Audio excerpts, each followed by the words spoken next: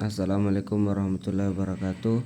Perkenalkan, nama saya Ahmad Rapli Sidik dengan NIM 2244107. Di sini saya akan mempresentasikan PPT saya yang berjudul Dampak Globalisasi Terhadap Pembangunan Lingkungan Hidup di Indonesia.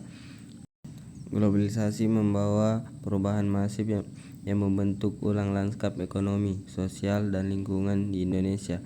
Mari kita telusuri bagaimana fenomena ini mempengaruhi upaya pembangunan lingkungan hidup kita. Selanjutnya, pengertian globalisasi dan lingkungan hidup, sebuah tinjauan awal. Yang pertama, globalisasi sebuah proses integritas internasional yang timbul dari pertukaran perdagangan dunia, produk, ide, dan aspek-aspek budaya lainnya. Ini ditandai oleh interaksi dan integrasi di antara individu, perusahaan, dan pemerintahan di berbagai negara. Yang kedua, lingkungan hidup, kesatuan ruang dengan semua benda, daya, keadaan, dan makhluk hidup, termasuk manusia dan perilakunya yang mempengaruhi kelangsungan perikehidupan dan kesejahteraan manusia serta makhluk hidup lain. Ini mencakup ekosistem alam dan buatan. Selanjutnya, globalisasi ekonomi dan tekanan sumber daya alam Indonesia. Yang pertama, eksploitasi sumber daya permintaan global dan komoditas seperti kelapa sawit, nikel, dan batu bara mendorong eksploitasi berlebihan, mengakibatkan deforestasi dan kerusakan lahan. Yang kedua, pertambangan ilegal. Aktivitas pertambangan yang tidak terkontrol seringkali didorong oleh pasar global, mencemari air dan tanah serta mengancam keanekaragaman hayati.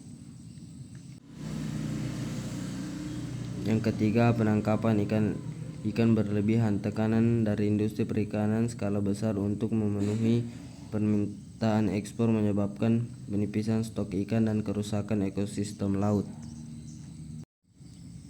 Selanjutnya, perkembangan industri dan polusi, tantangan lingkungan yang meningkat. Yang pertama, peningkatan investasi industri. Arus investasi asing memicu pertumbuhan sektor manufaktur dan industri di Indonesia. Yang kedua, emisi gas rumah kaca. Pabrik baru seringkali menggunakan energi berbasis fosil, meningkatkan emisi karbon dan kontribusi terhadap perubahan iklim. Yang ketiga, limbah industri. Kurangnya regulasi dan penegakan hukum yang lemah menyebabkan perubahan limbah beracun ke sungai dan tanah, mencemari lingkungan dan membahayakan kesejahteraan masyarakat. Yang keempat, polusi udara. Perkotaan besar mengalami peningkatan polusi udara akibat asap industri dan berkendaraan bermotor, berdampak buruk pada kualitas hidup. Selanjutnya, peran teknologi dan kolaborasi internasional dalam menyelamatkan lingkungan. Yang pertama, inovasi energi terbarukan. Teknologi panel surya, turbin angin, geotermal menawarkan solusi untuk mengurangi ketergantungan pada bahan bakar fosil. Yang kedua, pemantauan lingkungan. Satelit dan sensor memungkinkan pemantauan deforestasi, polusi, dan perubahan iklim secara real time, mendukung pengambilan keputusan berbasis data. Yang ketiga, kerjasama lintas batas.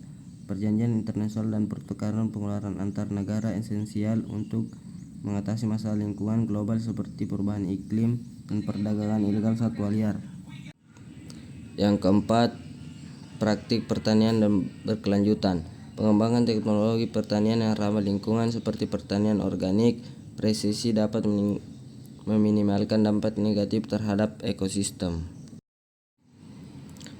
Selanjutnya, studi kasus inisiatif pembangunan berkelanjutan di tengah arus globalisasi. Indonesia telah menunjukkan beberapa langkah signifikan menuju pembangunan berkelanjutan.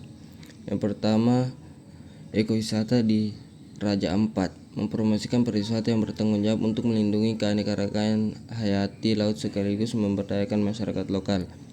Yang kedua, rehabilitas mangrove. Berbagai program rehabilitas mangrove dilakukan untuk melindungi garis pantai, habitat laut, dan mengurangi emisi karbon. Yang ketiga, bank sampah nasional. Inisiatif komunitas yang mengelola sampah yang mendaur ulang, mengurangi limbah ke TPA untuk menciptakan nilai ekonomi. Cukup sekian presentasi dari saya, kurang dan lebihnya mohon dimaafkan. Assalamualaikum warahmatullahi wabarakatuh.